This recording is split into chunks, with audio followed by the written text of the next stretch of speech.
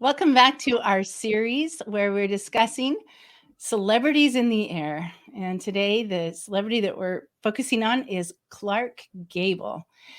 His lovely wife, Carol Lombard, passed away after crashing in a plane incident. And Clark Gable signed up as a volunteer for the Army Air Force and was trained as an aerial gunner and photographer. He was assigned to England to film air gunners in aerial combat, and the end result was released as Combat America. He was assigned to the 8th Air Force and joined the 351st Bomber Group stationed in Polbrook. Officially, he flew 5 missions, but veterans remember he flew many more.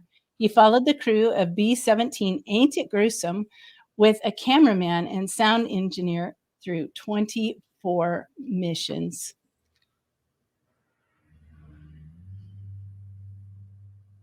So, John, do you want to tell us a little bit more what you've learned about Clark Gable and his service to our country? Well, let me start out telling you a little bit about where I learned it.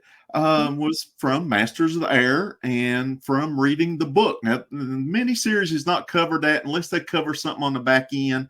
They didn't cover that in the miniseries that was in the book. So, and reading the book, yes, reading the book, there's actually more, probably almost a half a chapter on Clark Gable. And I did not know this. First of all, when he joined up, and you talked about the circumstances after his wife getting killed and tragic, accident in the airplane. He joined up. He was age 41, so he was almost double the age. Everybody else in the military, in the 8th Air Force at that time. And he was a very famous actor at the time. Oh, well, Gone with the Wind was just a few years earlier. So he joins up. And one thing the book goes into a lot of detail was he didn't have a free ride. This wasn't like a celebrity going over there to rah the troops and stuff. He signed up to do combat and to do the documentary. Now the documentary was the main focus, but they said if you do this, you're going to have the training. So at age 41, and you remember probably the lifespan at that time probably wasn't much more than mid 50s to upper 50s. Wow. At that particular time. So he was, a grandpa basically age going into this. And he went through Army Air Corp officer training school and went through basic just like everybody else. And the book talks about that a lot, of him going through and then him going through and joining up with the men and really being part of it. He slept in the same barracks they did. And I think you might be, telling us a little bit more about, his service over there and what all he did, while he was in England. So. Well, what I learned is that at first the crews were very suspicious. I'm sure that they were a bit starstruck to have him, but they were also unsure because he is such a celebrity. I mean, Gone with the Wind was one of the biggest films ever at that time in Hollywood. And he's got the famous line, I don't give a damn. Yeah. And, he comes off as kind of this pompous person in that film. But the truth is he was actually a very humble, modest person. And it was because of that the crews really warmed up to him rather quickly. Once they realized that he wasn't that persona and he wasn't this stuck-up Hollywood actor, he actually was very welcomed into the group. And another thing that I learned about him, and this just actually touches my heart, he joined because he was mourning the loss of his wife, Carol Lombard, who he referred to as Ma. And so it was really his way of dealing with grief. So what he did that I just think it just makes me look at him in a whole new light. He would take his days off, his leave, and he would spend the time writing letters of condolences to the families of those airmen that had been killed around him. And I just think that's amazing. And there's a quote from him that I want to share. He says that I saw so much of death and destruction. I realized that I hadn't been singled out for grief, that others were suffering and losing their loved ones just as I lost Ma. What a hero. It just gives me chills actually to read that and to think about can you imagine what it meant these families who would receive a letter of condolence from Clark Gable, who was there, who knew their son, who had maybe flown with him or hung out with him in the bars in between the missions. I mean, I'm sure that he wrote. It'd be neat if we could get a hold of one of the letters that he wrote just to see Oh, surely details they're that in he some put in. museum. I hope they are. That Yeah. would be a nice thing. You kind of brought it up, the bars. Okay. Mhm. In the book Masters of the Air, you've talking about him being endearing to his airmen and to his fellow um, crew members. One of the reasons they loved him, and then the book goes into a lot of details about, he would, of course, go to the pubs with his fellow crewmen. And what they loved about it is, you can imagine, here's all these GIs. You have British airmen at these pubs. You have all these other GIs, but all of a sudden you walk in with your buddy Clark Gable.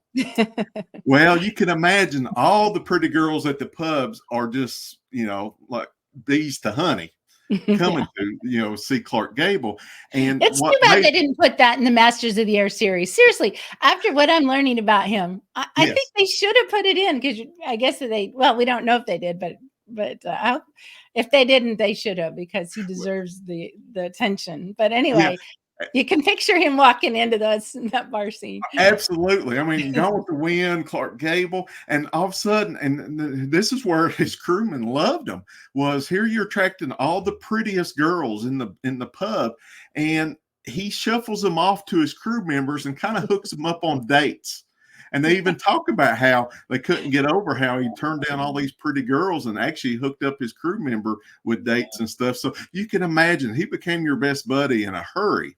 He was quite And the wingman, wasn't yeah, he? In yeah, more ways than listen, one. that should have been another documentary they did while they were over there doing the combat documentary. So that was also in the book, and then also in the book, and what you'd already said was, when he first came over there, I'm sure the men that were in this tremendous horrific combat really probably thought it was just a publicity stunt. Clark Gable's coming over there and going to take some photo ops and act like he's one of the guys. But no, he actually flew on combat missions. And some of the missions were very dangerous. And in fact, one of the missions, flak 20 millimeter shell came through the plane and knocked the heel of his boot off. So, he faced danger himself. And, Yeah. when he, and in fact, you kind of, the words that you stated earlier was, officially he flew in 5 missions, but in the Masters of the Air, his the other veterans that served with him talked about he flew many more missions than that, because he would just go on the missions, and because he was famous and he had clout, and he also had some rank. He went in as a captain, ended up getting all the way up to a major before he was over with. He would just join different flights and combat missions. So he really served more. And in the book, they talk about probably at least 10, maybe even as many as 15 missions he went up on. And in fact, the military brass really got rid of him because they were scared to death he was going to get killed. And one of the generals talked about how that they really thought he was kind of suicidal and mourning over his wife, and maybe he was a little suicidal. So he went on so many missions and kind of inviting death. So Yeah, I'm sure that played a role. The other thing that he did that really helped was he was very good for recruitment.